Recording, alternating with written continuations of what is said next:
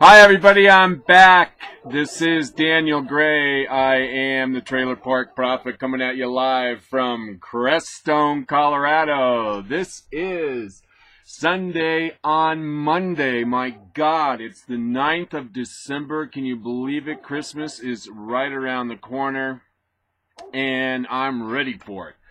I'm going to be in a good spirit and I'm going to do nice things for people. And I'm going to make myself enjoy Christmas whether I like it or not. That's my vow. All right.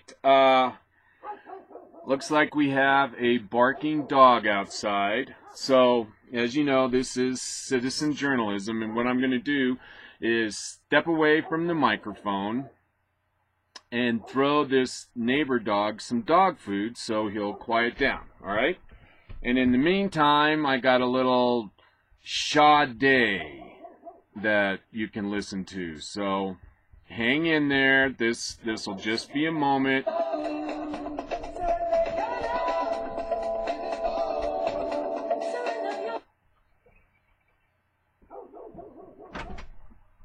Hey, buddy.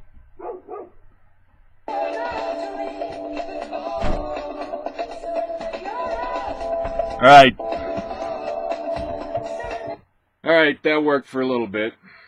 We'll have to see if the dog can feel the energy coming from the Trailer Park Prophet's fifth wheel located on the back of 201 Silver Avenue in beautiful Crestone, Colorado.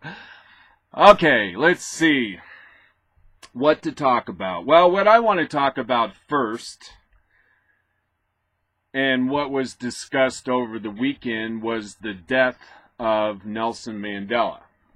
In case you haven't heard, Nelson Mandela died a couple days ago. He was a renowned activist. He spent 27 years in jail in South Africa. And of course, the narrative has always been that Nelson Mandela spent that time in prison in South Africa because of his opposition to the apartheid, which means blacks weren't given equal rights to whites in South America. But the other side of the coin is that Nelson Mandela was a communist, and that Nelson Mandela was a terrorist. And his wife, they say, was even worse. And Mandela became famous, and I remember this from back in the 70s, for this technique the communists used, Mandela's communists used in South Africa. They would put a tire around a person's neck and then douse them in gasoline. And it was called being tired. And it's a brutal way to die, and I remember seeing accounts of this on the TV. Or at least pictures. Maybe I don't remember it on TV. I kind of remember seeing it on TV. I mean, if Mandela was in jail for 30 years, you got to figure, okay, when was he out? And this could have been going on in the 60s, and that might make a little more sense. But at any rate, it was attributed to Mandela and his followers. I know that much. And more in particular to Mandela's wife. So now there's this controversy going on. And the left the progressive socialists, the mainstream media, they see this as a prime example of racism. And they want to couch the issue in the light that if you don't respect Mandela, then you're a racist, because Mandela's black. So if a white doesn't revere Mandela, he's racist. When in fact, the real story is a lot of people don't like Mandela, including blacks, because he was a communist, because he was a terrorist. But the left is never going to miss an opportunity to try to drive a wedge between black and white and between people that are liberal and conservative. And when they have a person like Mandela, a person of Mandela's standing, a high-profile person like Nelson Mandela that's black and controversial, for the progressive socialist movement, that's the holy grail of divide and conquer. Or as Lincoln used to talk about, or no, rather Madison talked about people going into groups.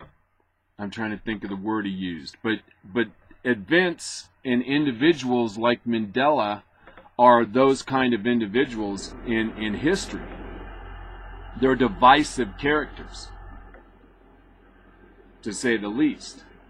And it's just a real basic sort of sophomore observation and study of the progressive left and the media in this situation that is, again, very telling and describes the progressives for who they are, radicals. And remember, it was Sal Alinsky, I believe, that said that call your opponents what you are. And so the progressive socialists will call the Tea Party radicals, when in fact the progressive socialists are the radicals. And in this instance with Mandela, they're calling people that don't pay homage to Mandela, hold tremendous respect for Mandela, extremists, when Mandela was the extremist, and the people that support Mandela are the true radicals and supremists. And not very often, or actually lots of times in history, there's times at which we can look at them in real time, like today, and be able to draw out some very important comparisons. And one of which I think that is pertinent today is the comparison between Mandela and Margaret Thatcher. Now, Margaret Thatcher, who was the first woman elected to be Prime Minister of Britain, was a good friend of Ronald Reagan, and she was a supply-side economist. And she was very much against socialism. In fact, it was Margaret Thatcher who said that socialism works until you run out of other people's money. And Thatcher recently died, I think last year or year before. I'm sorry, I don't remember. I actually remember watching the funeral and thinking about how cool Margaret Thatcher was. And the point in comparison I'm trying to make between Mandela and Thatcher is that Barack Obama did not attend Margaret Thatcher's funeral. Now, that signals to everybody who has an IQ over 85 that that was a snub. That was a significant, deliberate snub by Barack Obama to not go to Thatcher's funeral. I mean, she was the first prime minister to get elected that was a woman. And one of the first major women to head a country that I can think of right offhand in Europe. So just on that standing alone, for a so-called progressive socialist who's for women's rights, that would be enough to prompt most any president to go to that funeral. You know, I imagine, I'm trying to think now, I guess the question that you'd want to ask is, did Bush go to the funeral? I think he did. And I don't know if Clinton went, but would Clinton go if Thatcher died during his presidency? I mean, I know it's kind of getting into the subjective sort of hypothetical realm, which I actually try to avoid, but sometimes I stumble into it. But regardless, the world understood that Obama was making a statement by not going to Thatcher's funeral. The Muslim world, the Muslim Brotherhood, everyone and anyone that you can think of across the world that's the least bit political identified Barack Obama by not going to Thatcher's funeral as a sign that he was against conservatives and against supply side economics and against people that want to try and put a rein on government. Now, to compare and contrast, President Obama is more than willing to go to Nelson Mandela's funeral. In fact, President Obama wouldn't miss Nelson Mandela's funeral for anything, because he was black, because touching him is somehow golden, and he is a avowed radical. Nelson Mandela was an ideological radical, just as President Obama is today. I mean, Mandela can't run away from his past in life or in the grave. As an example, Mandela was very supportive over the years and was seen many times in public with Fidel Castro.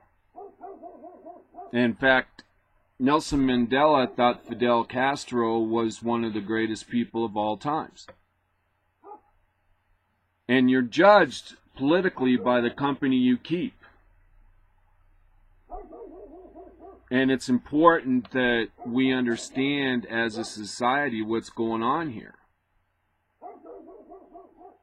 The progressive socialists are trying to divide us by saying that if you don't agree with everything a black person says, you're a racist. It's the psychological component that I often refer to that's going on in the propaganda and the rhetoric of the progressive socialist movement.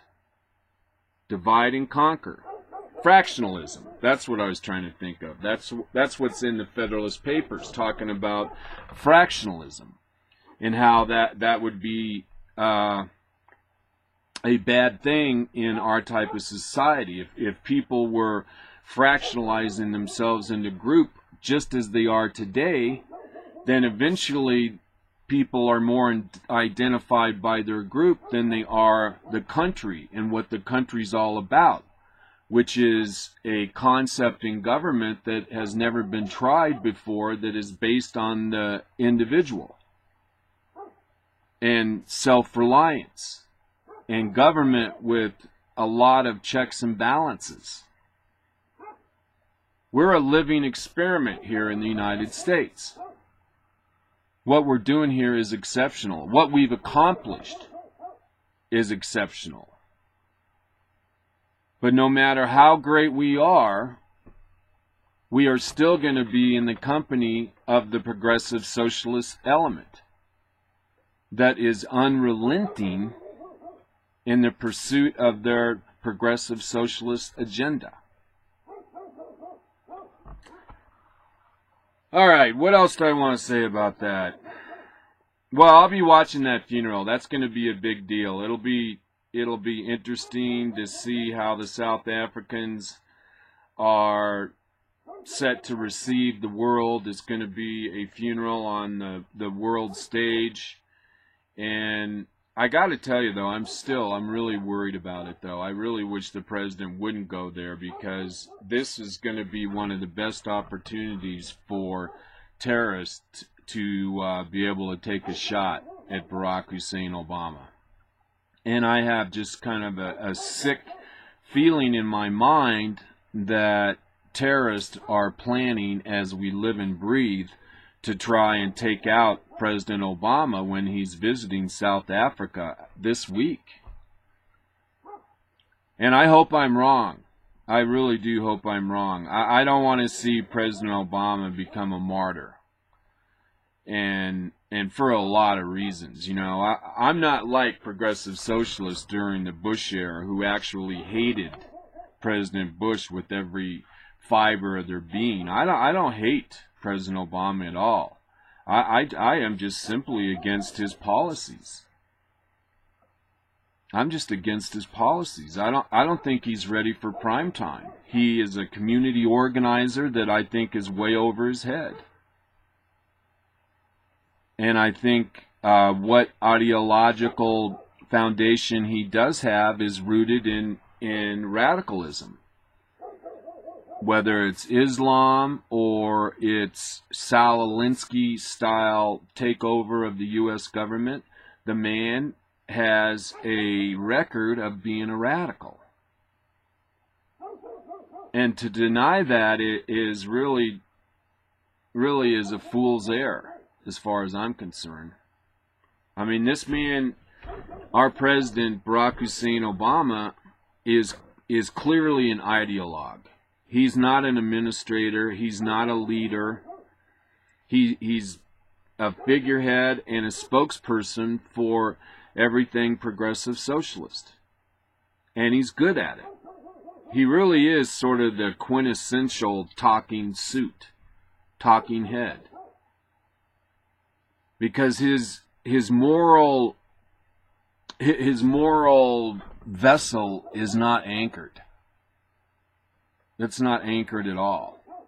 I mean, he truly is. Our President Barack Obama is a Saul Alinsky radical through and through.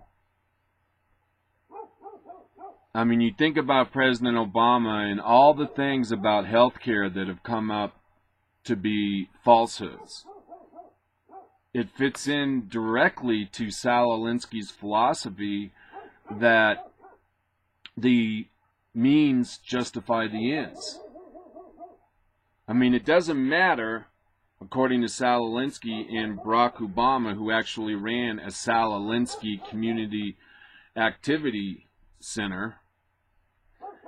It doesn't matter how you get things done. If you have to lie about health care to get it passed, it's okay as long as you get health care passed. The means justify the ends. That's how hardcore progressive socialists are. The means justify the ends. And that's what got the Tea Party so upset. The president said, look, we want health care reform, and we're going to have the discussion on C-SPAN for the whole country to see. Well, that was a lie. Obamacare was worked out behind closed doors. The means justify the ends. And that's who Barack Obama is. Clearly. And now that I kind of like this tone I'm on, Barack Obama is very sympathetic to radical Islam. The first place President Obama spoke when he was, or after he was inaugurated, was Egypt.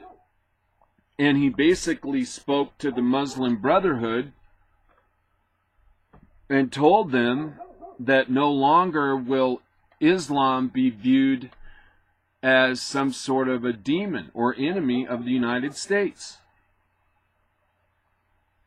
I mean, that's what he's done. And if you look in his books, there's all those passages where President Obama clearly has got the back of radical Islam, and more importantly, the Muslim Brotherhood.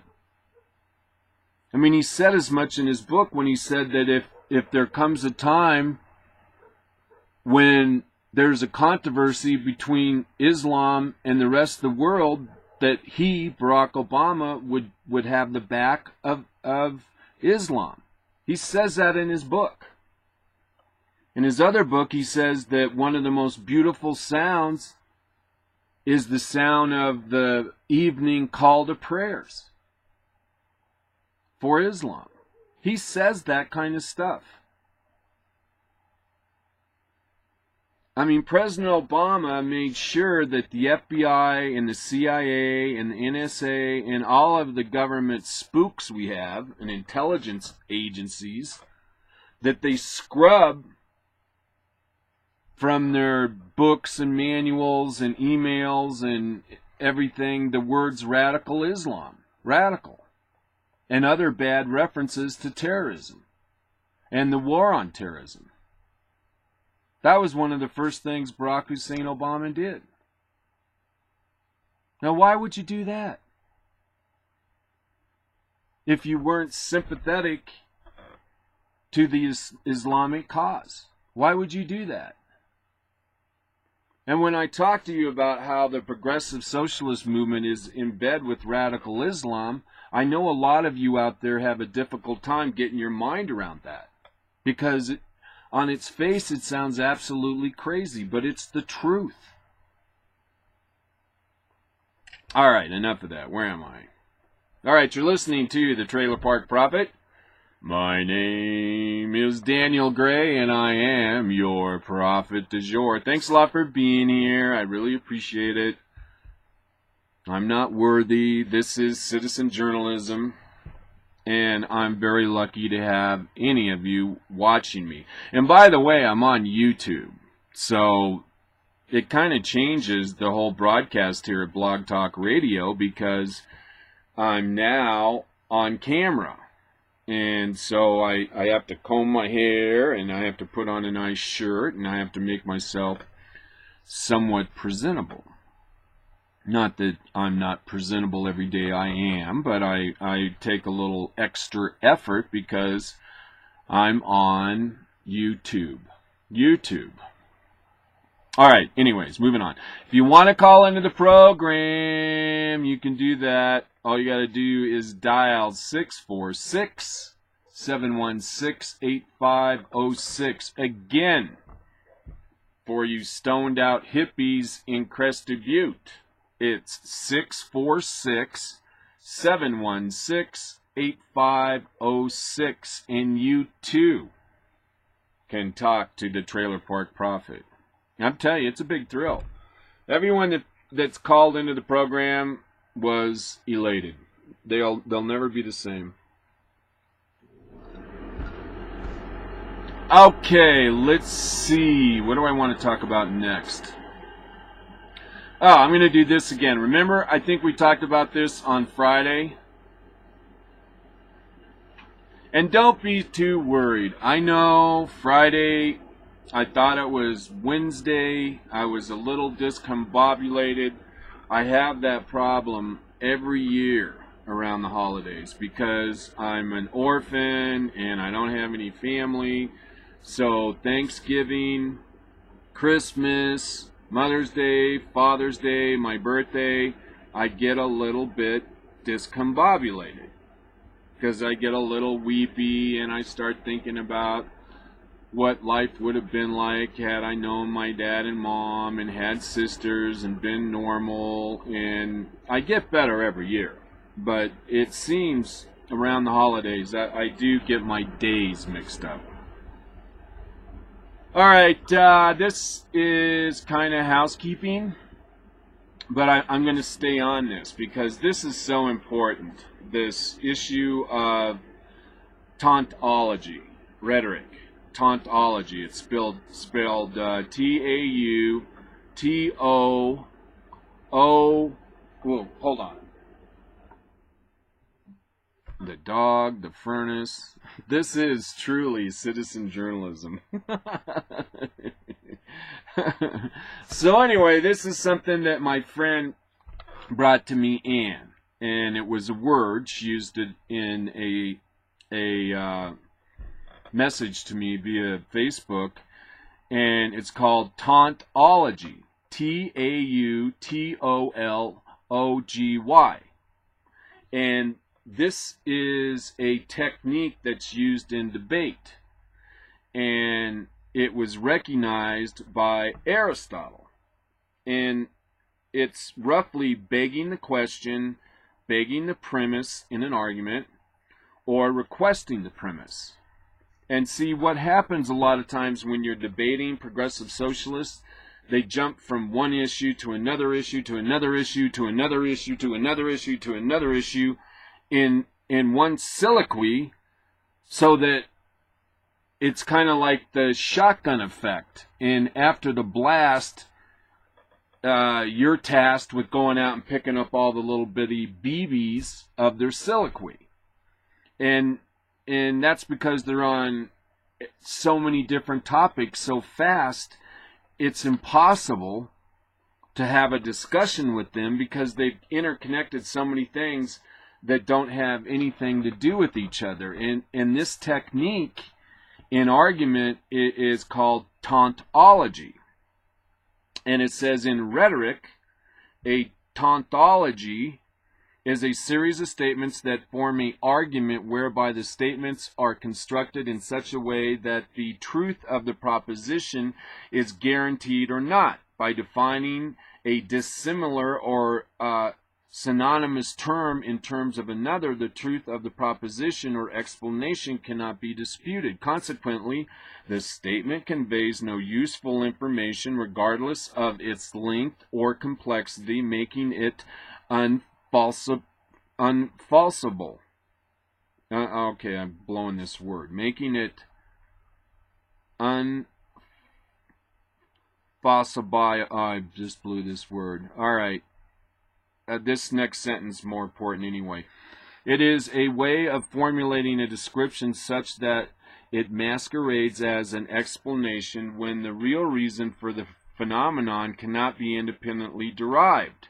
A rhetorical tautology should not be confused with tautology in the propositional logic, which by the precepts of empiricalism is not falsifiable. All right, unfalsifiable. I missed that word before. Unfalsifiable. And I'm going to try and find some other language that makes this a little bit easier to understand. But so far, I like this Wikipedia example.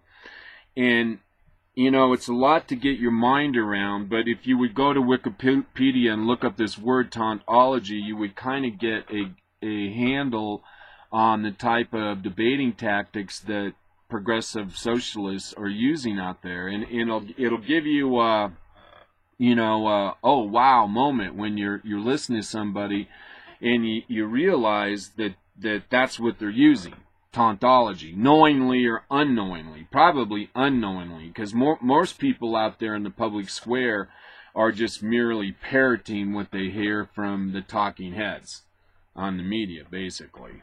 But anyway, tautology, rhetoric. All right, let's see. Moving on. What time we got? 1:29. Okay, here's a pretty interesting story. This is by the Gateway Pundit. We haven't actually reported on the Gateway Pundit very much lately, but I think they do some good stuff. And then I like this writer. His name is Jim Hoff. He wrote on Monday, December 9th. That's today. Let's see. He said that, let's see, I got to get all of this. A protest was held this month against Christian persecution in Cologne, Germany. Angry Muslims crashed the rally and attacked the protesters.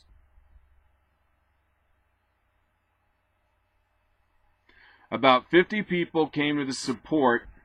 All right, hang on a second. About 50 people came to support.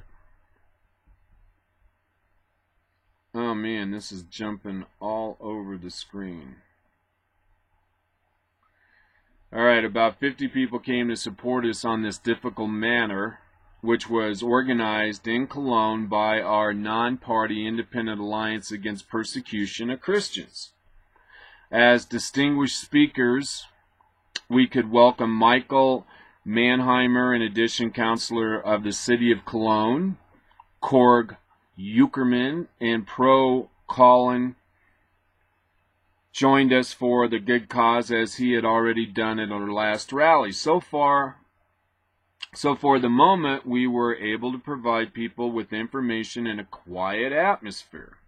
The police stayed discreetly in the background, and there was no cordons, which was quite useful for our purpose because we can get in touch with these people. However, even in the most risky situations, police still remained in the background, so we were completely left for our own and had more contact that afternoon than some of us were looking for. I witnessed some physical attacks by angry Muslims, for example, against my girlfriend, but also against grown Ukraine and others. I even partially had to ward off some attacks myself, and one of our stewards had to push an aggressive guy to the ground who wanted to damage our speakers. When things became more and more tumultuous and threatening, for some hysterical Muslim men and women started hitting, screaming, and attacking our protesters. I asked the police several times via our speakers to finally protect us, though I told them about the attacks. They're happening. Nothing.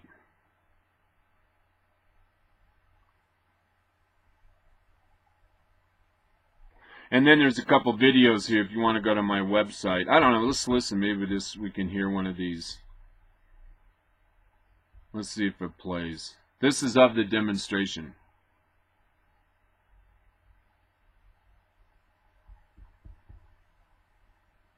Maybe so, or maybe not. Oh, well, we don't have to do this. This is kind of dumb. Sorry.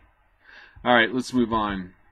We don't want to hear some Muslims demonstrating or messing with the demonstration. Oh, wait, what's this? All right, moving on. Oh, this story here. This is really scary here. And this is really scary. Okay, this comes from The Blaze. And the headline reads, famed journalist Obama administration cherry-picked and omitted intelligence to justify a strike on Syria. This is written by Billy Hollowell, and it goes like this. Investigative journalist Seymour M. Hersh, H-E-R-S-H, is claiming that President Obama misled the public and omitted important information in making a case for a potential strike on Bashar Assad regime in Syria. Writing in the London Review of Books, Hersh said that Obama, quote, did not tell the whole story, end of quote, surrounding who was responsible for a chemical weapons attack that killed an estimated 1,400 people on August 21st near Damascus, Syria. Quote, in some instances, Obama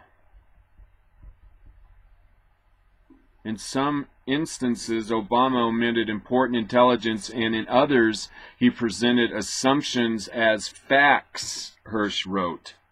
He added, most significantly, he failed to acknowledge something known to the U.S. intelligence community, that the Syrian army is not the only party in the country's civil war with access to sarin gas, the nerve agent that a UN study concluded, without assessing responsibility, had been used in the rocket attack. In preparing classified reports before the August attack unfolded, Hersh said that the Al-Nursia, that's A-L-N-U-R, no, let's see, that's A-L-N-U-R-S-A front, the Al-Nusra Front, an Islamic Al-Qaeda affiliate, was found to be able to produce sarin and thus should have been a suspect, but the journalist said the U.S. government cherry-picked intelligence to justify a strike against Assad. Hersh wrote, He said, but in recent interviews with intelligence and military officers and consultants past and present, I found intense concern, on occasion anger, over what was repeatedly seen as a deliberate manipulation of intelligence. One high-level intelligence officer in an email and a colleague called the administration's assurances of Assad's responsibility a ruse. R-U-S-E. The attack was not the result of the current regime, he wrote. A former senior intelligence official told me that the Obama administration had altered the available information in terms of its timing and sequence to enable the president and his advisors to make intelligence retrieved days after the attack look as if it had been picked up and analyzed in real time as the attack was happening. The distortion, he said, reminded him of the 1964 Gulf of Tonkin incident that got us involved with the Vietnam War, when the Johnson administration reversed the sequence of National Security Agency intercepts to justify one of the early bombings of North Vietnam. The same official said that there was immense frustration inside the military and the intelligence bureaucracy. The guys are throwing their hands in the air and saying, how can we help this guy, Obama, when he and his cronies in the White House make up the intelligence as they go along? That's out, man. That's huge right there. I mean, that's condemnation on a world scale by the military. And this writer Hearst went on to say that it's likely that at some point Obama was confronted with the information that called Assad's definite culpability into the question, using the sarin gas on his citizens, which likely persuaded the president away from his potential attack plan. So that was part of the reason why President Obama acquiesced. I never even thought of that. That said, the journalist also noted the end result of the incident, the UN resolution that requires Syria to eliminate its chemical weapons, could mean that the only parties with access to sarin ingredients in Syria are the Al-Sharia Front and other Islamist factions like it. And that's, there again, that, in case you missed that show, I mean, we reported on that UN team that went into Syria looking for all the caches of nerve gas. And reportedly there were 50 nerve gas storage facilities all around Syria. And it was admitted that they were unable, the UN nerve gas inspectors and collectors were unable to visit all of those 50 sites, because several of those nerve gas sites were in control of the Syrian rebels, many of which are radical Islamists. So you don't have to be much of a conspiracy theorist to wonder if any or how much of that sarin gas and other nerve gas is now in the hands of radical Islamists. And I hate to say it again, but the chances are that gas could wind up in the USA vis-a-vis our porous border with the country of Mexico. I have a funny feeling that things in this world are going to start to get a lot more connected for people. The world is going to continue to get smaller and smaller. And in doing so, more of the ugliness of the Middle East is going to be experienced within the boundaries of our 48 states. Or I'll just say our 50 states. All right, let's see here. Okay, yeah, see, this is in Slong magazine. It's a really ultra-left magazine. And the title of this article is Right-Wing Extremists, New Litmus Test. Do you hate Mandela enough? And I wrote here, I said, well, there's left-wing extremists, and they love Mandela, and most Republicans and most Americans realize Mandela was a left-wing extremist, and that it's okay to disagree on Mandela. And hopefully the left can still disagree and still be civil. But I'm a dreamer. But here's a really good example. Here's Salon that a lot of progressive socialists read, and they take from Salon and NPR and other sources their sort of battle cry, and they take it forward onto the public square in their community. But it says Newt Gingrich is in trouble with the GOP nuts because he praised Nelson Mandela. He's obviously a secret communist. So they're actually making light of the fact that Nelson Mandela really was a communist. All right? And it's the Cortland, my buddy, says, I love the way Americans are quick to call people left-wing extremists, yet when the Revolutionary War was waged, they were called freedom fighters.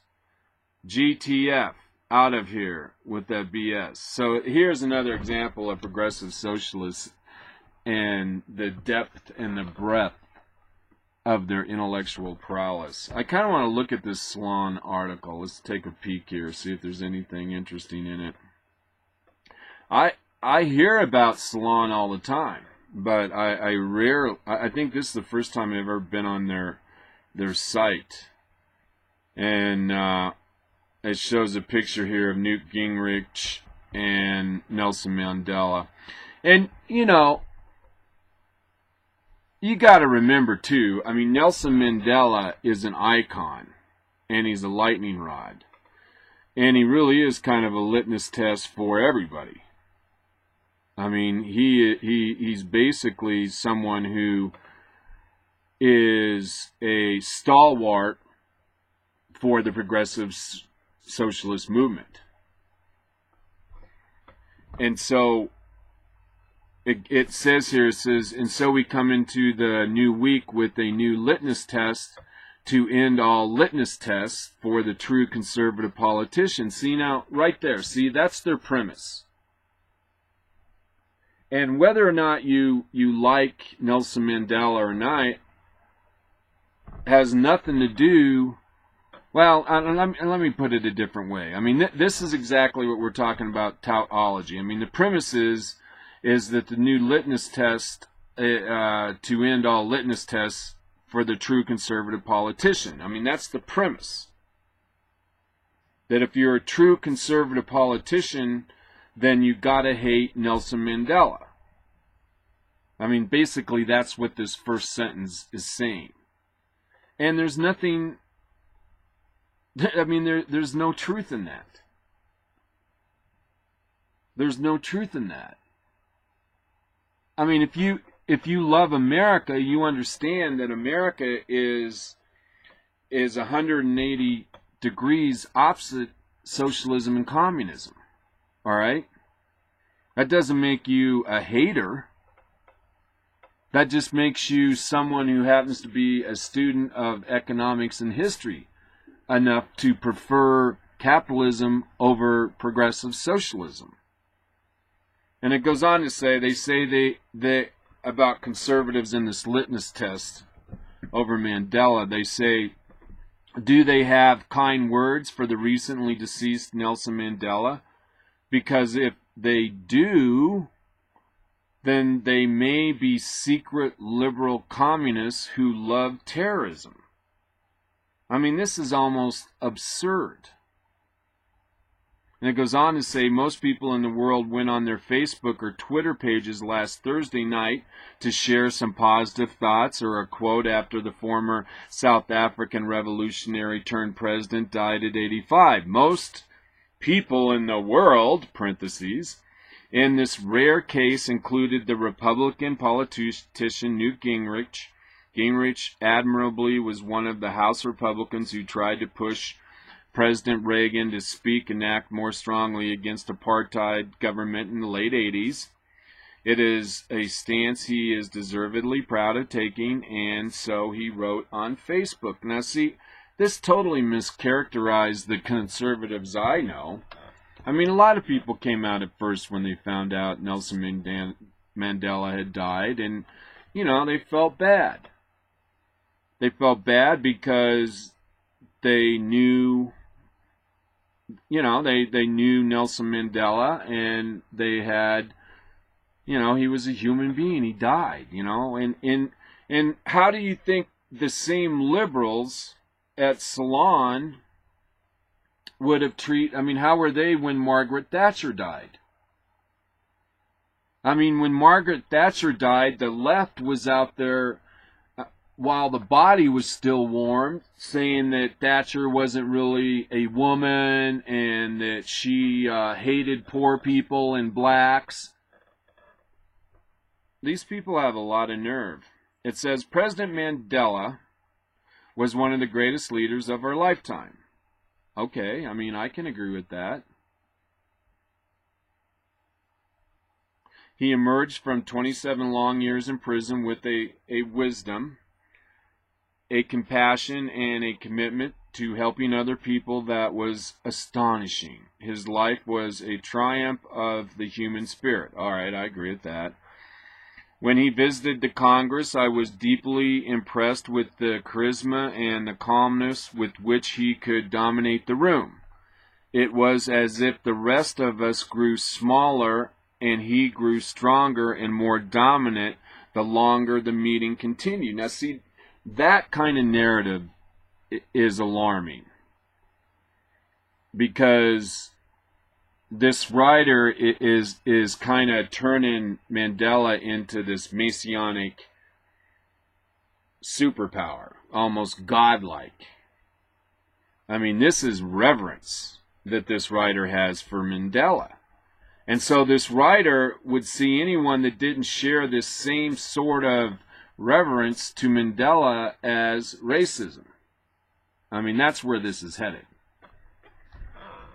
Goes on to say of Mandela, his thoughtful, disciplined, but friendly and warm personality made him a leader who could define the right policies and the right behaviors, whatever that means. Nelson Mandela was truly the father of an integrated democratic South Africa. He will be an inspiration for generations to come and a historic leader we're studying for as long as people want to learn about greatness in serving others. Calissa and I extend our condolences and our prayers to the Mandela family and to the people of South Africa. Well, that's nice. You know, and so what? You know, Newt Gingrich decided to send a thoughtful email, or he put this on Facebook, I guess, and, you know, there wasn't really much wrong with this article, except for that one section I thought was a little, you know, too mushy. I forgot that this was actually Newt Gingrich writing. It wasn't clear in the way this was put together. But anyway, it goes on to say, says, Newt, I was rooting for you to win in the primaries and to become the next president. Please tell me yeah, I don't want to go any of this. Anyways, it's not really that big of a deal in my mind, but it's going to be a big deal.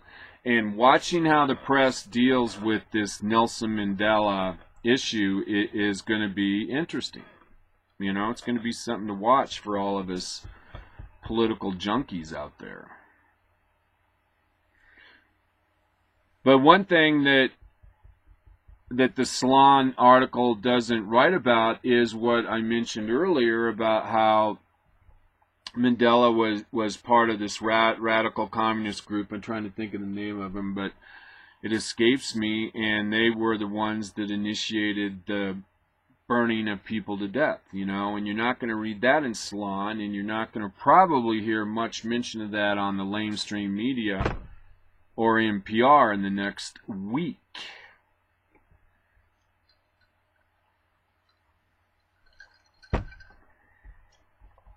All right, moving on. I found this story interesting. This is from Breitbart. And it's about Colin Powell. Colin Powell was one of the first black administration officials under both Bushes and maybe Reagan. He might have started in Reagan, but Colin Powell was a decorated soldier and became a politician, and he became so under Republican administrations. But Colin Powell has just consistently attacked every Republican in office. And he does so, in my mind, in an unfair way. And I think Colin Powell feels like he has the right to exploit his ethnic heritage, which I guess he does. But it's ironic because Colin Powell was made Colin Powell because of his membership in the Republican Party. And yet he does the classic biting of the hand that fed him. And I quite frankly find it annoying. And I think that Colin Powell has a right to be part of the Republican Party. It's a big tent. We'll always welcome him. But I just feel like he's reached a point in his career where he is no longer a real Republican. And I think it would suit him better to be in the Democratic Party. And I would feel better about Colin Powell if he would switch to the Democratic Party, because he no longer holds the ideals of the Republican Party in his heart and in his rhetoric. But there's a lot of Democrats out there that are Republicans or call themselves Republicans so that they can criticize the Republican Party on the platform of, well, I'm a Republican. And even I think they're crazy. And that's kind of what I think Colin Powell does. This article is written by Tony Lee. It says former Secretary of State Colin Powell believes the United States should have a socialized single-payer healthcare system similar to those in Canada and Europe. Colin Powell says, I think universal healthcare is one of the things we should really be focused on, and I hope that will happen. Powell reportedly said last week, whether it's Obamacare or son of Obamacare, I don't care. As long as we get her done. He said, get it done. I said, get her done. The Puget Sound Business Journal reported Powell's remarks at a prostate cancer survivor celebration breakfast at the University of Washington's Cancer Research Center. You just needed to know that. Powell, the Republican who supported Barack Obama during the last two presidential elections, told the story about a woman who lives in the countryside that he buys wood from every year. He says, I got about 4 years worth of wood out in my backyard. I can't resist her, and she needs the money, Powell said, before mentioning that when she came to his door 3 weeks ago and told her that he had no work for her, she asked Powell to help pay for medical treatment for her insurance company would not cover. And so he uses that as a platform to launch into the Republican Party, and it's just painful and tedious. You know what I mean? I hate it when politicians they'll say something like, or they'll act like they're speaking for the American people. I hate that. And that's in part what Powell's doing here. But what makes it even worse is, he brings in this anecdotal story. And, again, that's tautology. He holds up this woman, this woodcutter woman who asked him for money for medical treatment. And basically, you want to help this woman like Barack Obama does in Obamacare and all the Democrats, or you want this woman to just die. I mean, that's the inference, that either you help this woman like Obama wants to do, or you let her die like the Republicans want to see happen to people. I mean, that's basically how you interpret these endorsements of Obamacare, at least in this instance with Colin Powell. That's basically what he's saying. And then he also makes himself out to be a good guy because he kept buying wood that he didn't need. And Colin Powell goes on to say, he says, I'm not an expert in healthcare or Obamacare or the Affordable Care Act. Then don't say anything, Colin Powell. But he goes on to say, or however you choose to describe it, but I do know this. I have benefited from that kind of universal health care in my 55 years of public life, Powell said, and I don't see why we can't do what Europe is doing, what Canada is doing, what Korea is doing, what all these other places are doing. And that doesn't take into account that all these places, as Colin Powell says, are actually involved in a sustainable healthcare system, because obviously Colonel Powell doesn't know about the problems that various healthcare entities are having in Europe or Canada. I don't know about Korea, but his argument is in a way lying by omission, because I can promise you that Canada and Europe are having huge problems with the sustainability of their healthcare system. In fact, we've chronicled here at the Trailer Park Prophet several times where there's actually death panels in Europe and Canada, because the government has to limit costs some way, and the only way they can do that is by restricting access to service. A lot of people can't understand that, but I know you can. All right. Another hour to go here on the Trailer Park Prophet Show. I am your host, Daniel Gray. This is Sunday on Monday, where we talk about what has happened on the Sunday Talk programs, and basically kind of talk about what happened the week before, and in this case, like this week, we talk about what's coming up. I guess we always talk about what's coming up.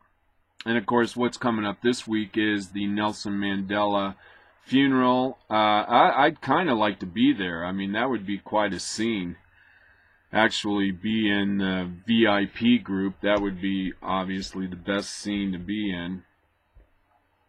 But that's just not going to happen for the Trailer Park Prophet, I'm afraid. All right, moving over. This is a funny story. This is a really funny story.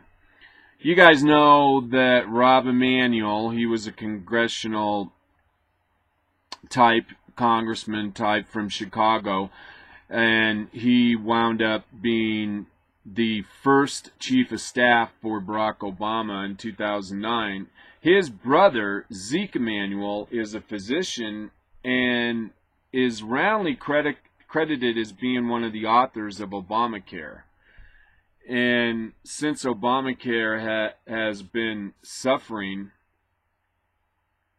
the Obama administration has sent Zeke Emanuel out to try to tamp down some of the crazy failures that have besieged the Obamacare rollout. And this Zeke Emanuel was on Chris Wallace, on Chris Wallace's Sunday program, and it says for more than 3 years the left has been falling all over itself to see who can lie the loudest about Obamacare. The main whopper was, if you like your plan, you can keep it. This was demonstratively false from day one, but as long as the media kept selling the scam, Dems were happy to whistle past the graveyard. The second major falsehood was, if you like your doctor, you can keep your doctor. And they didn't mention, too, the president and his men and women said that Obamacare would reduce families' health insurance rates by $2,500 a year. People always seem to forget that one. But conservatives pounced immediately. It was easy to foresee that this wouldn't be the case. However, it was the tougher point to make, since the implementation of the law occurred purposely in such a way that the full negative effects wouldn't be felt right away. So, those who would one day lose their doctors were difficult to convince. Now that everyone knows the Dems, no one wants government to come between you and your doctor, mantra is false, people are finally demanding answers. And with that as a prologue, one of the Obamacare's chief architects, Zeke Emanuel, love his name, appeared on Fox News Sunday with Chris Wallace. It didn't go well. Wallace began thusly. Quote, President Obama has famously promised if you like your doctor, you can keep your doctor. Doesn't that turn out to be just as false, just as misleading as his promise about if you like your plan, you can keep your plan? Isn't it a fact, sir, that a number, most in fact, of the Obamacare plans that are being offered on the exchanges exclude a number of doctors and hospitals and lower costs? And at first, Ezekiel tried to change the subject. Nothing new here. When a would-be progressive oligarch knows he's nailed, that's the first thing he tries. It didn't work. Wallace pressed his point, and eventually Emanuel admitted that if you want to keep your doc, you're probably going to have to pay more. Ezekiel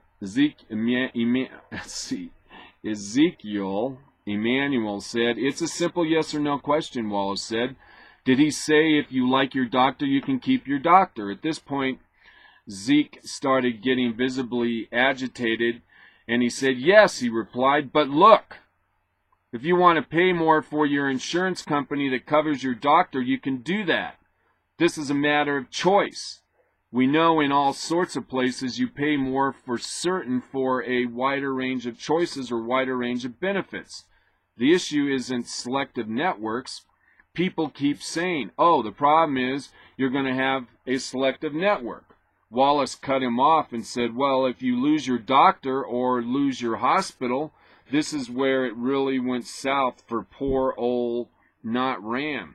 He says, people are getting to have a choice as to whether they want to pay a certain amount for a selective network or pay more for a broader network.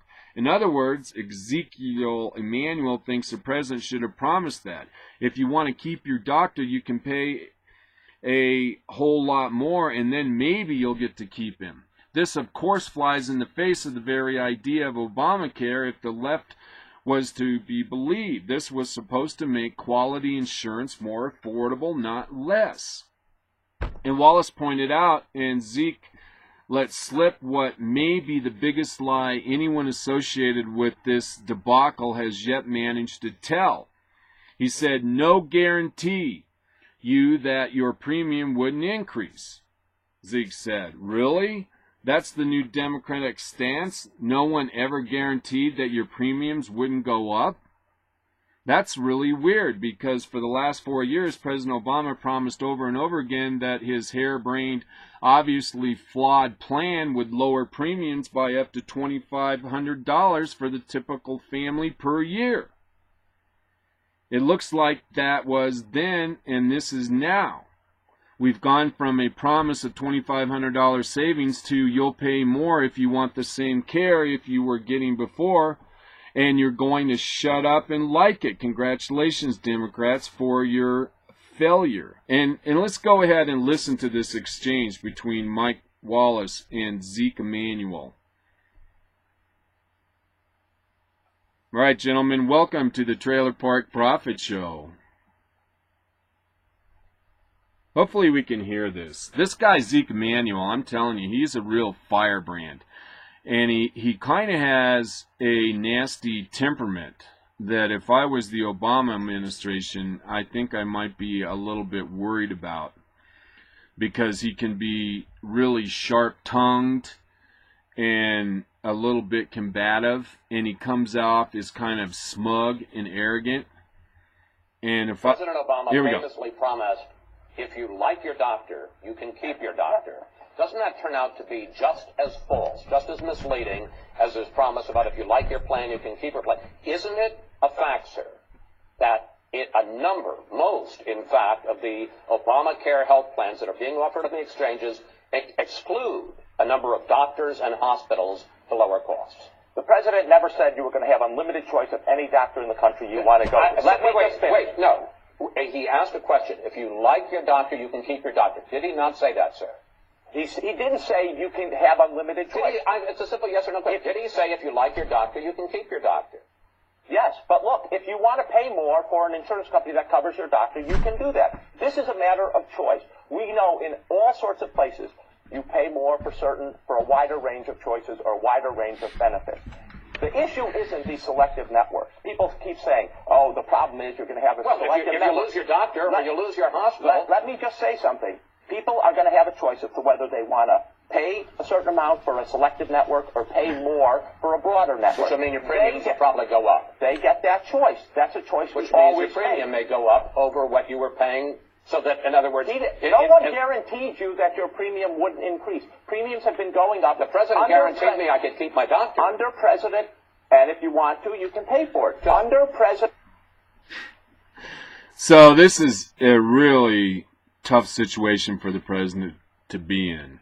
And it's even tougher for all the president's men and women out there that are spokesmen for President Obama, because you don't have to be a rocket surgeon or a Ivy League graduate to see that the president misled the American people as far as what was entailed in Obamacare. And it's kind of, I mean, on one side, it's kind of interesting to watch Zeke Emanuel have to defend Obamacare and defend the indefendable. But on the other hand, Obamacare is going to cost a lot of people's jobs. It's creating disparity in healthcare service. And really, it's taken the whole industry and turned it upside down. And that's going to affect millions of people's lives. I mean, there's a lot of people that are working in the healthcare industry that are seeing big drastic changes because of Obamacare. And from every account that I've seen from hospitals and other healthcare providing agencies, they generally don't like Obamacare. It's convoluted and it's not easy to understand. And the hospitals are really having a hard time with trying to comply with Obamacare. And a lot of hospitals in various healthcare entities have decided that they're not going to participate in Obamacare. And that's going to lead to probably 3-tiered healthcare system. One for the filthy rich and the government employees, and another healthcare system for people who work for rather large companies and have some wherewithal, and then you're going to have the rest of us who are on Medicaid or Medicare, or we're paying for one of the copper plans. All right, moving on.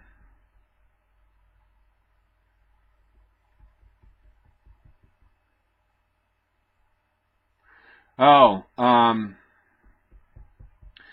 doing this story because one of the things I'm fascinated with is trying to understand the progressive socialist mind. Try to get a handle on the psychology of the individual. And basically, the whole notion of socialism is just that. It's a observation or a wished observation. I guess it could be an observation, but in and of itself, socialism is a psychology. And what you're doing if you believe in socialism is that you believe that people can work together and that people can share equally from the fruits of the labors of everyone. Basically, that's socialism. But the problem with socialism is that it ignores that people aren't all alike. That some people are harder workers, some people are smarter, and some people are lazy. Some people are maniacal in that they want to be in control of society, and maybe they like being involved in government because they like telling people what to do.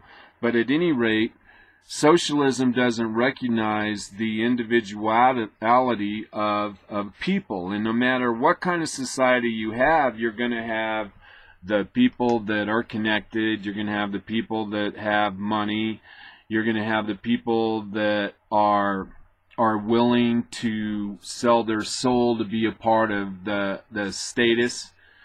And there's people that'll work hard, there's people that won't work hard, there's people that have low standards, there's people that are underachievers. That's what socialism doesn't recognize. They don't recognize that. They don't recognize the psychology of the society that they're trying to rule with their government, their top-down government.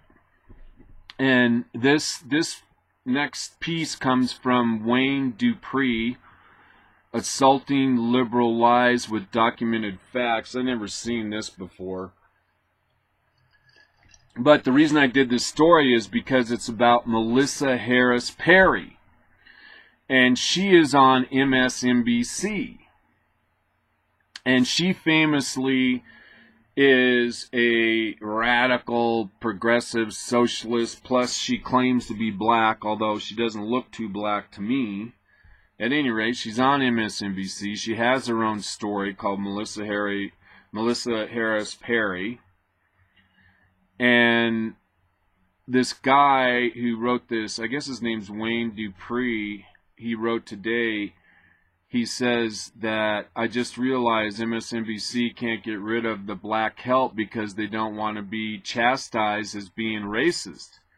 Sure, CNN cleaned out and got rid of theirs, but their brand was already destroyed. MSNBC has gotten rid of a white man, Alec Baldwin, and English Indian Muslim Martin Bashir, but they keep Perry Harris, Michael Eric Dyson, Al Sharpton, Thorne, Joy Reid, and other black Americans to hit hard the message on, quote, we're angry and we are going to take it out on white Republicans.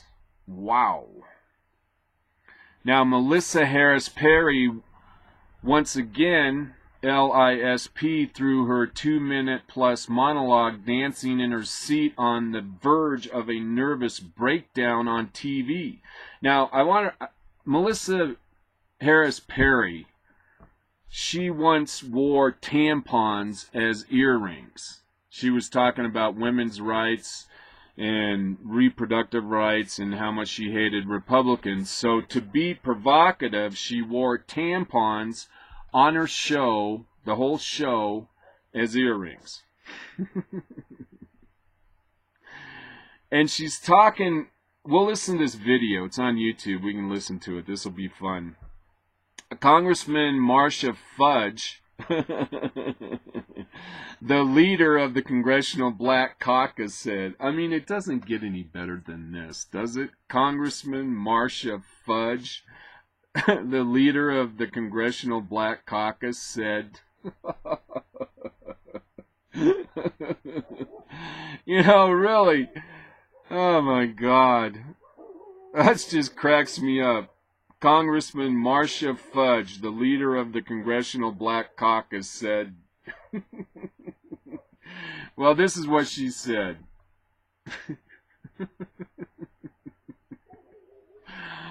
Oh my God, it reminds me of Al Sharpton recently coming out against Black Friday, the Friday after Thanksgiving that people go shopping, and he wanted to end calling the day after Thanksgiving Black Friday because it was racist. And then here we have Congressman Marcia Fudge, the leader of the Congressional Black Caucus, said this, quote, "If the language is being used to criticize a black person, then we must deem such language to be irreparably and irrevocably racist," Fudge said. "Every word that is used to disguise the racist intentions of a racist political movement must be deemed as racist code word, distinguishing the true racist intentions of the racists who make use of them." That was Congressman Marcia Fudge. And while, boy, that's a mouthful. And what's funny is, you know, she's talking about how the racist, how they disguise their words. All right? I mean, that's an art in and of itself. Using disguised words to hide your racism. I mean, that's an art in and of itself. And she's accusing, read between the lines, white Republicans of that. And there's something else. Oh, yeah.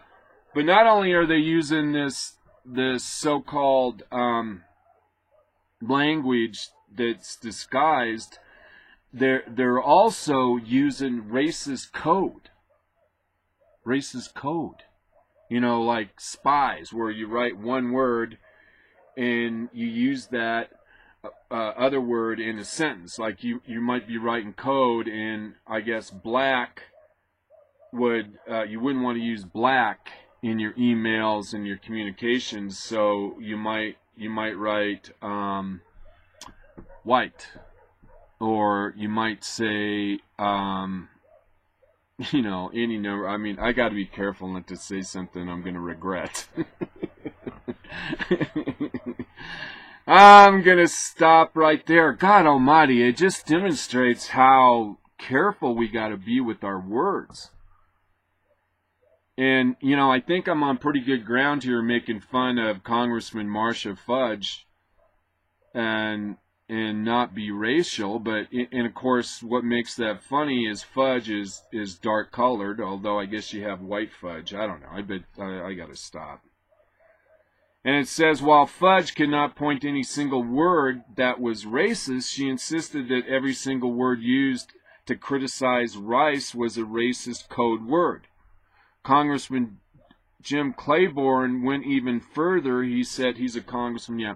He says the entire English language was created by slave owners as a means of oppression. You can't just say that one word is a racist code word or another. The whole language, every single word, letter, and apostrophe in it is racist. It's a fact. If you speak English, you're a racist. And Congressman Jim Clyburn, of course, is a black man, and he's part of the Congressional Black Caucus. But nothing could be further than the truth. Only a fraction of English-speaking people across the world ever were involved in slave trade or were slave owners. I mean, and to suggest that the entire English language was created by slave owners? I mean, it's really remarkable. I mean, this is the 21st century, and look how these people, these leaders actually talk. Talk about hyperbolic rhetoric. And it goes on to say, it says, maybe the next step is to ban English and having the UN enforcing it. And after that comes the banning of all other Western racist languages, and on and on and on and on. Oh, wait, let's listen to this, though. All right, here's Melissa Harris Perry, and I think she's going to interview Congressman Marcia Fudge. Take it away, ladies. Thank you a lot for being on the... Melissa Harris Perry, I want to talk today about a controversial word. It's a Melissa Harris Perry. I want to talk today about a controversial word. It's a word that has been with us for years. And like it or not, it's indelibly printed in the pages of American history. A word that was originally intended as a derogatory term, meant to shame and divide and demean. The word was conceived of by a group of wealthy white men who needed a way to put themselves above and apart from a black man, to render him inferior and unequal, and to diminish his accomplishments. President Obama has been labeled with this word by his opponents, and at first he rose above it, hoping that if he could just make a cause for what he'd achieved, his opponents would fail in making their label stick. But no matter how many successes that he had as president, he realized there were still many people for whom he'd never be anything more than that one disparaging word. A belief he knew was held not just by his political opponents, but also by a significant portion of the American electorate. And so he decided, if you can't beat him, you gotta join him. And he embraced the word and made it his own, sending his opposition a message they weren't expecting. If that's what you want me to be, I'll be that. Y'all know the word that I'm talking about. Obamacare. That's right, I said it, and I'm not ashamed, and neither is President Obama, because he knows that of all his victories over 2 terms in office, his legacy is ultimately going to be remembered for this one single word. I mean, what do you call the president who rescues the U.S. auto industry? Obamacare. What do you call the president who finally eliminates Osama bin Laden? Obamacare. What do you call the president who ends Don't Ask, Don't Tell? Say it with me. Obamacare. Heard the one about the president who pulled us out of the greatest recession since the Great Depression? Yep, Obamacare. And what about the one, about the president who reduced drug sentencing disparities? Obamacare. Stop if you have heard this one. A group of underpaid women and the president who passed a pay equity law walk into a bar. Okay, you see where I'm going with this. Short of bringing about world peace before he leaves office, the Affordable Care Act will loom large in the president's legacy as the singular accomplishment of his 2 terms. And now, following the relaunch of the new and improved and fully operational healthcare.gov website, the president is not only owning it, but doubling down and putting a bright spotlight on the Obama in Obamacare. This week, the White House announced that it's going to be all ACA every day from now until December 23rd enrollment deadline for coverage on January 1st. Starting with the president himself, who has been pulling his best Rick Ross, hustling almost every day this week to make the hard sell on the Affordable Care Act. This was his...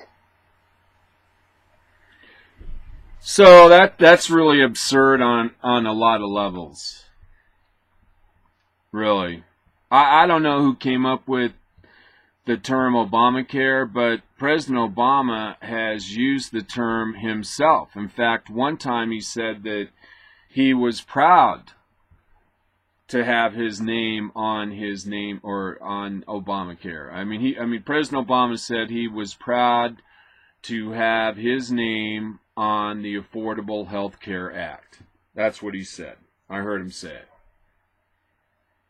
And you got to see this. Go to my Facebook page or go to YouTube and check out MSNBC's earring tampon girl Melissa Harris Perry and watch this video. I mean, this woman is jumping all over the seat and she's really excited and angry and focused and certain that every word that's coming out of her mouth is the truth, the word. And it says a lot about the psychology of the progressive socialist movement. They have to vilify their opposition at every turn. It's inherent in their political DNA. And they're not dealing with the issues. They're dealing with the propaganda and the precepts that they get from other talking heads, and it's all a house of cards. It's all hot air. The progressive socialist movement really has nothing to offer other than fear and condemnation of their opponents.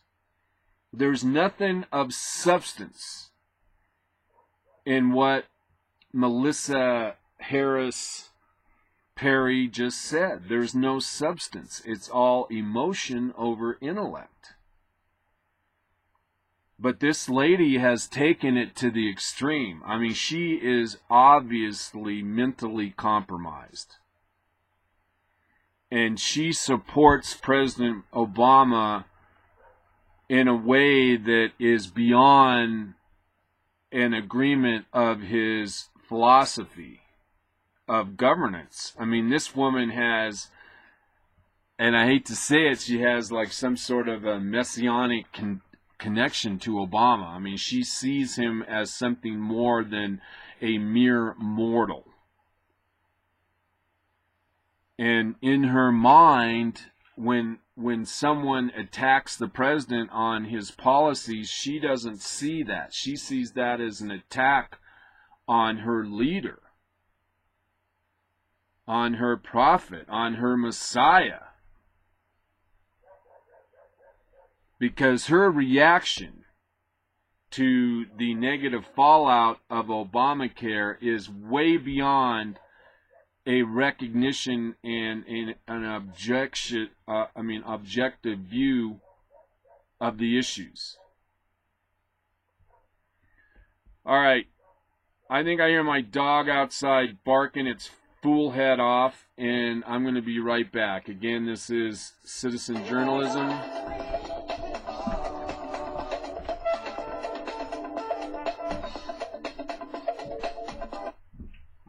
Come here.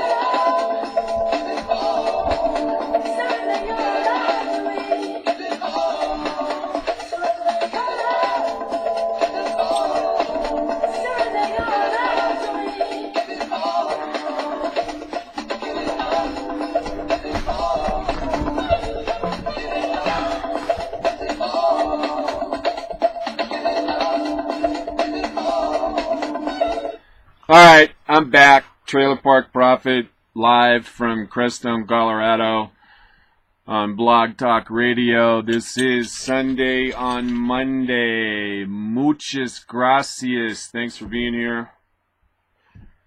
Had some housekeeping things to take care of. Brought my dog in, Bailey Barker. She was out there barking. Boy, I'm having a hard time today doing this show. I'm trying to focus with all this canine chaos around me. Thanks for being patient. All right, here, this story here just kind of blew my mind. This story comes from Alan West,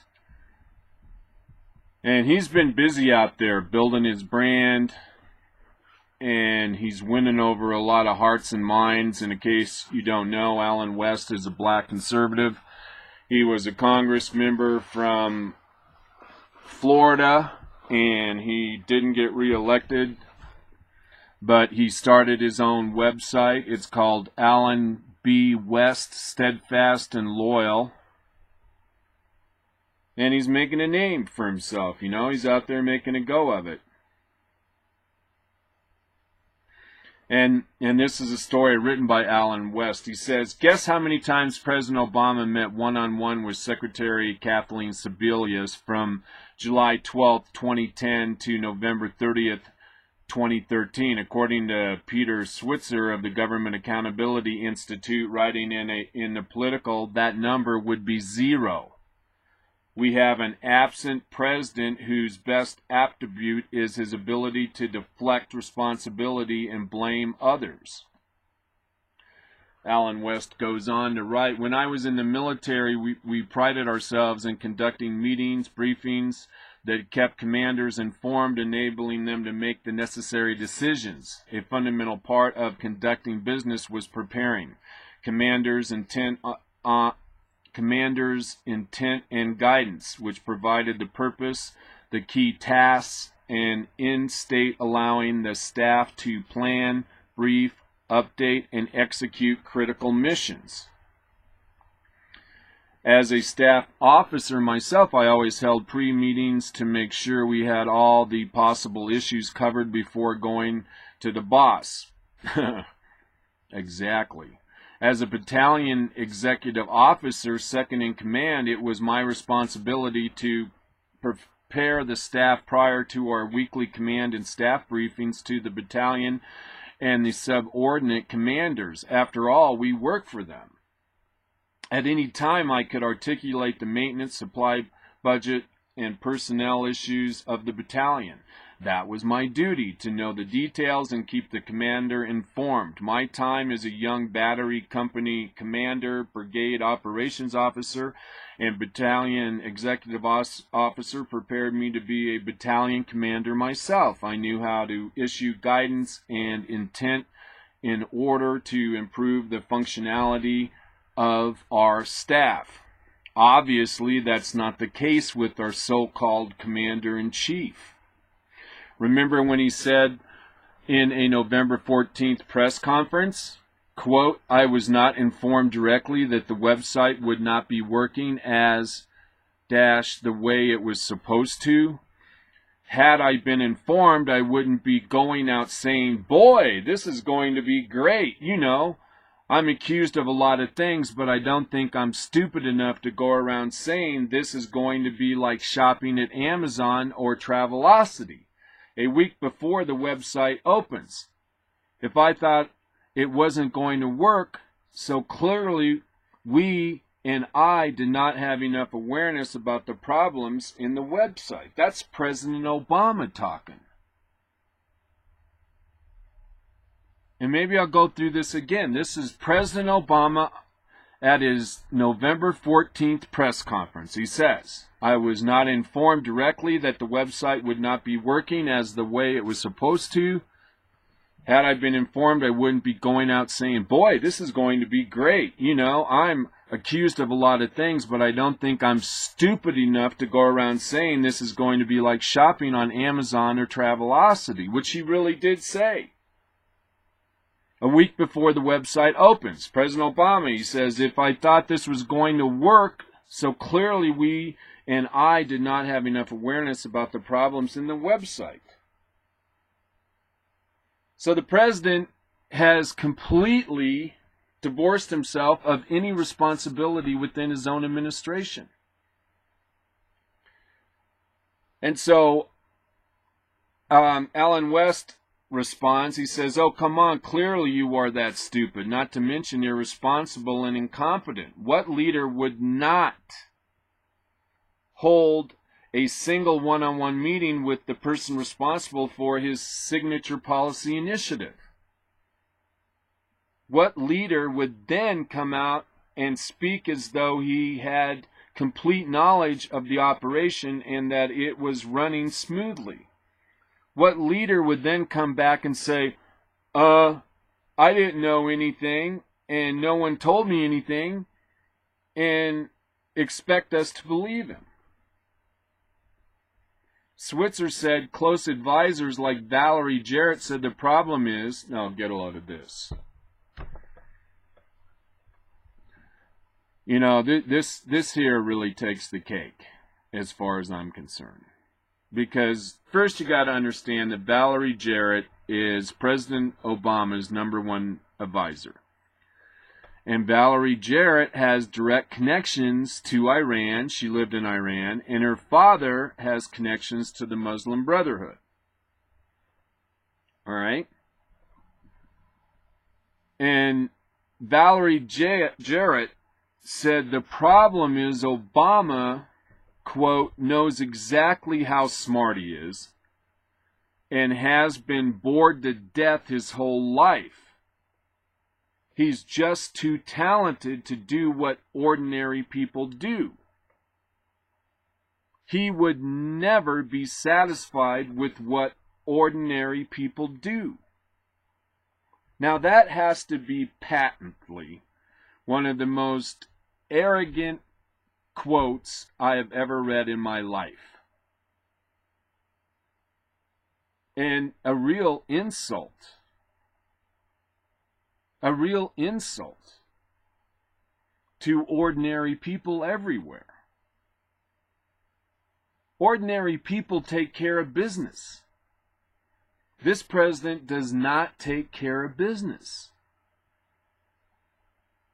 And we hired this guy to take care of the biggest enterprise in the whole world, the USA government. And so far, this president shows no interest in doing the job.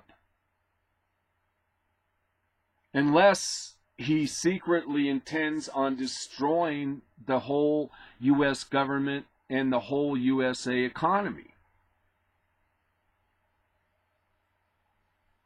But to suggest that the reason that things aren't getting done in the Obama administration is because it's too trivial for the president to deal with is patently absurd. I mean, it is arrogance on stilts. And let's read this again. Close advisor like Valeria Jarrett say, the problem is Obama, quote, knows exactly how smart he is and has been bored to death his whole life.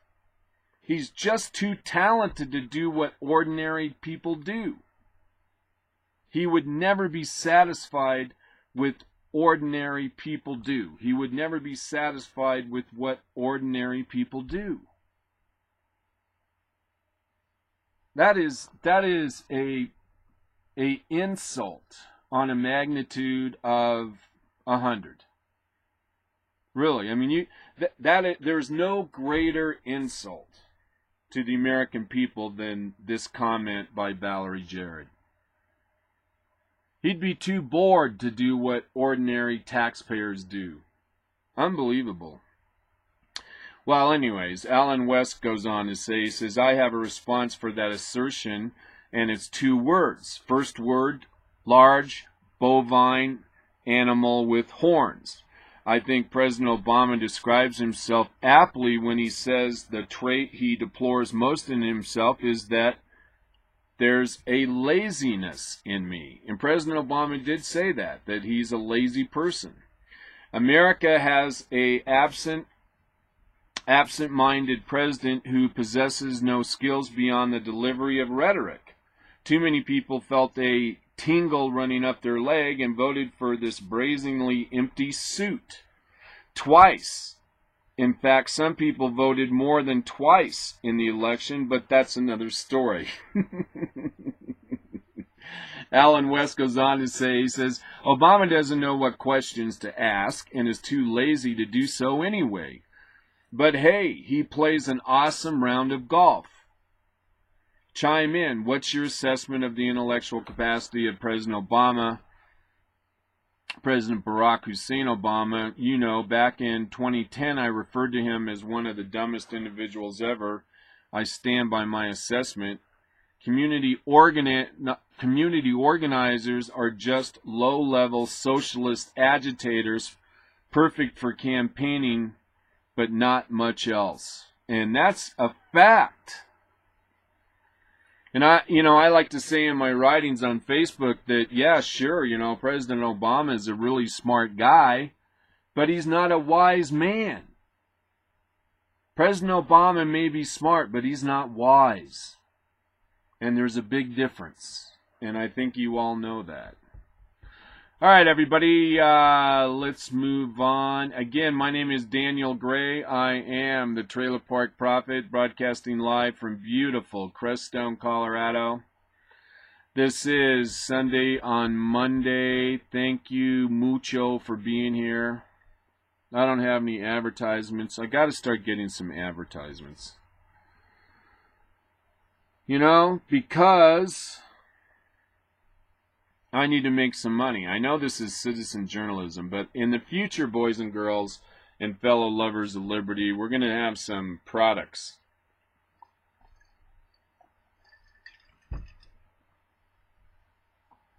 and hopefully you'll buy them. All right, God, I don't know why. Let's see. Zippity doo doo doo doo doo doo. Oh! Okay, let's see. What else can we do here? How much time we got? All right. Yeah, okay, we got to do this story. This is pretty good. This is actually from CNN, who, by the way, they're dying on the vine. Nobody's listening to CNN. I mean, their numbers are horrible. On some of their primetime, look, you know, on some of CNN's primetime shows, they have as few as like 100,000 listeners, 50,000 listeners. Ooh, that's bad. And here I was going to do this story. I read it earlier. I was prepared, and CNN says page not found. So now CNN is telling you that they're sorry. Well, look, you let down all my listeners there, CNN. You crazy progressive socialist. Let's see. Oh, this is sweet. I want to do this. One of my friends on Facebook is Afro City Brown. And she's a art appraiser. And she is African American. And she's one of my conservative female black friends, and I really like her, and I read all of her stuff, or I read a lot of her stuff, because it's really interesting. And what's kind of cool about Afro City Brown is she decided to take on her sister's 2 kids, and they were living in Chicago, and the mother went off to serve in the military and is currently, as we speak, in Germany. And Afro City Brown took her sister's 2 kids and then moved them recently to New York. And Afro City Brown's been writing about their experience. And it's been really interesting, I have to admit. I mean, I've really enjoyed it. But she writes here today about one of her gay friends. And she writes, this is Afro City Brown. She says, I want to send a very important shout out to Mel Magri. Mel is one of my favorite Facebook friends and is a gay conservative. Yes, they do exist. I love Mel and always will. And I just, it made me feel good. I'm starting to well up a little bit. And that's why I want to mention to you that one of the offerings we bring to the Trailer Park Prophet Show is from the Gay Patriot. And the Gay Patriot is an organization of conservative gay people. And also, a lot of people don't know that within the Republican Party, within the Republican tent, we have an organization that's called the Lincoln Log Republicans. And those are the gay Republicans within the Republican Party and under the Republican Party tent. We actually have an organization called the Lincoln Log Republicans, and they're the gay Republicans, and we're glad they're there. We really are. And a lot of people are lied to by omission, and they fail to understand that the world isn't as NPR would suggest sometimes.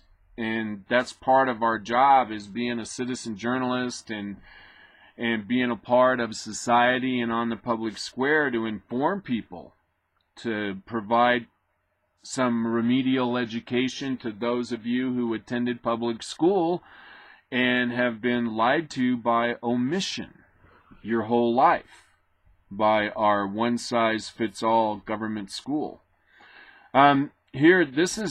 Here's another Alan. God, I don't know if I want to do this story. It's another story. It's by Adam West. I'll just read the opening paragraph because this is really going on, and I gotta dedicate more time to it. And I made mention, but it's important to know that there's a genocide going on right now as we speak of Christians throughout the Middle East. And the lamestream media isn't reporting on it, and it's really an atrocity that's gone unnoticed. And Alan West has a piece, and if you want to get more information, you can go there. But here's the introductory paragraph. It says, Christian cleansing, but the Islamists is continuing in the Middle East with the murder and kidnapping in Syria. God welcome the souls of those who refuse to surrender their faith. God protect the nuns, and God help these murderous jihadists and their apologists, because the day of reckoning is coming. Read more. But you know, there's a genocide of Christians going on in Syria, Egypt, Lebanon, Nigeria, the Sudan, and other places in northern Africa. I mean, it's really happening, and I don't know. I wish there was something we could do, but you know, I guess I just feel all I can do is keep reminding you all out there, and hopefully you'll bring it up in your conversations with your family and friends, and maybe in your workplace, because I mean, it's going on, a Christian genocide, and it's being ignored. And it should scare everyone, because if they'll come for the Christians, then eventually they might be coming for you, Cupcake. All right, this is good. I got this here. This is kind of cool. And ironically, I got this from an unusual source. I'm now a member of a community Facebook group from Crestone. I think it's called Crestone Speaks. My friend Diana Moots actually got me signed up with the group, and I've already started with them. And I already found one of my favorite YouTube videos of this lady who is running for Congress, and she does this little spiel. It's called Obamacare Summed Up in One Sentence. And she says here, she says, I'm a candidate running against the Chicago machine for state senate in Illinois' 18th district, and I could use your help with some national attention. So here's this woman, and she does this little one-sentence speech about what Obamacare is. And hopefully we can play this, because this'll crack you up. It's kind of funny. All right, take it away, candidate. So let me get this straight. This is a long sentence. We're going to be gifted with a health care plan we are forced to purchase and fined if we don't, which purportedly covers at least 10 million more people without adding a single new doctor, but provides for 16,000 new IRS agents, written by a committee whose chairman says he doesn't understand it, passed by a Congress that didn't read it, but exempted themselves from it, and signed by a president who smokes, with funding...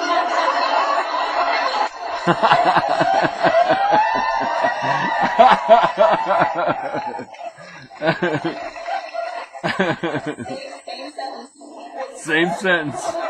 Funding administered by a treasury chief who didn't pay his taxes, for which we will be taxed for 4 years before any benefits take effect, by a government which has already bankrupted Social Security and Medicare, all to be overseen by a Surgeon General who is obese and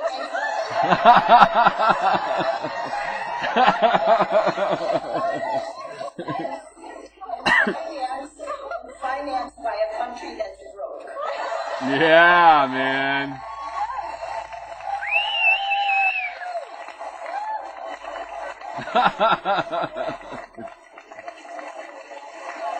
I wish you could see that. So what the blank?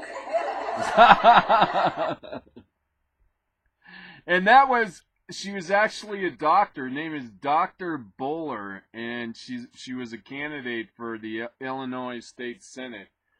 And this was during the 2012 election cycle. So I don't know if she got elected or not, but what a delight, you know, I mean, really, it's fun sometimes to step off the realm of seriousness and just really look at things for what they are. And a lot of times they're, as Dr. Barbara Bowler recognized, kind of silly, you know, really. You know, you listen to progressive socialists, like we're talking about how they're blaming the Republicans for this little boy not getting his medicine. But, you know, in reality, this woman gives a more accurate accounting of what's going on with Obamacare, above the shrill hawking of fear and loathing. Okay. Oh, man. I don't know what this is. I better not do this story. Oh, it says all Muslims are... It says not all Muslims are terrorists. Some of them are pedophilias and rapists too.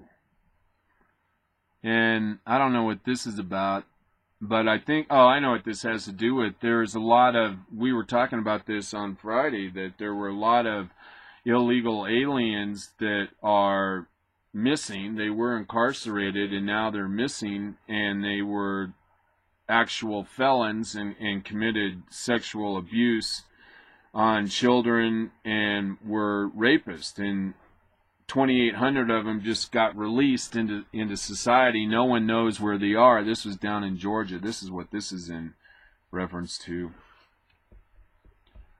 It wasn't what I thought it was, but still, it's a good point to make. You know, there's a lot of people who are willing to violate one country's borders. They're more likely to be individuals that will commit crime. You know what I mean? There's kind of a pattern there. And this is an interesting story. I don't think I talked about this on Friday, although I may have. I don't think I did this article, but this is a big deal, and I want you to think about this. And the title here is 11 cities may completely run out of water. And these stories are all over the internet. Now, this particular one is before it's news, but I've been on top of this story for many years. And this article, written by Susan Douglas in a recent report from NOLA, Cooperative Institute for Research in Environmental Sciences, confirms that 11 cities across the U.S. could completely run out of water as they are stressed with demand for water that exceeds their natural supply. Those cities are Salt Lake City, Utah, Lincoln, Nebraska, Cleveland, Ohio, Miami, Florida, Atlanta, Georgia, Washington, D.C., El Paso, Texas, San Antonio, Texas, San Francisco Bay Area, also Houston and Los Angeles. And here we assess current stress in the fresh water system based on the best available data. Let me just get through this real quick. Here's the situation. A lot of these municipalities, or all of these municipalities that I just read off to you, including Denver, and this isn't the total list, they are using water that is underneath these cities in aquifers. And these aquifers a lot of times aren't being recharged, or to put it another way, they're not putting water back that they're using in these cities. I mean, there's water's in these aquifers, and these cities are pumping it out, and these aquifers are running dry. And it's the truth around Denver. Now, Denver Water Board, Denver proper has what's called the Denver Water Board, and they're going to be able to take care of Denver. But it's the outlying suburbs that are relying on getting their water from aquifers, and they're sucking them dry. And the question in my mind has been for 20 years, what happens when a community runs out of water? And I envision these communities becoming sort of social vigilantes and getting their own pumping trucks and going down to the South Platte in Denver and pumping the water out to bring to their community. I see a time in our society where that scenario's played out and could be the start of some major riots and God knows what. Rebellion, basically. And now we find out, well, there's all these cities across the country that are in the same predicament as Denver. So that scenario could be played out in cities all across the U.S. It could be pandemonium. If you take away water from people's lives, their modern 21st century lives, they might become a little crazy. All right? And emboldened. And I see that as a clash in our future. Because I've been looking in my plastic crystal ball again. All right? I just wanted to bring the topic to your attention, you know, which... wait. I just wanted to bring this issue to your attention, that's all. Food for thought. I want, I want to say, well, I'm not trying to scare you, but really, I guess I kind of am trying to scare you. And it looks like on the horizon that we could have a lot of civil disobedience. I think that probably that's in our future. And I can see this as a perfect example. I mean, we talk about running out of food sometimes. You know, we talk about riots in the streets over racial matters. Well, the riots could actually be over water matters. And I mention this just to broaden your thinking, to expand your horizons. And I guess to kind of suggest that there's going to be some troubled waters for society on the horizon. Okay. We're going to end... Ooh, I kind of want to do... Oh, we only have 4 minutes left, and I got 2 stories I really want to do. One's about Michelle Obama, and one is about a mom to her son. She said, before you have drunken sex, have the girl text you consent. And this story has gotten a lot of people really wound up and offended. And this was on Kane TV, and everyone took the stance that this mother was out of hand and out of control and out of bounds and all of that. And I looked at that and I said, you know what? This woman, to me, has given her son some pretty steady counsel. And I'm here to tell you that you got to be careful today, because there's women out there that are radicalized or they're fanatical, and they will take an opportunity like a man on an elevator with them to themselves physically rip their clothes and start crying rape. And I think men really need to be very careful of their activity around women, because you never know really who you're with. And some woman could consent to sex, and then maybe you just want to go home, and she feels offended by that, and then all of a sudden she decides, well, I got raped. She's going to fix your wagon. So I think this woman gave some excellent advice to her son. I would give the same advice to my son. All right, 90 seconds. All right, everybody. Drizzle, drazzle, drizzle, drone. Time for this prophet to go home. Thanks a lot for being here. We'll be back on Wednesday for Hump Day with the Prophet. Have any kind of day you want.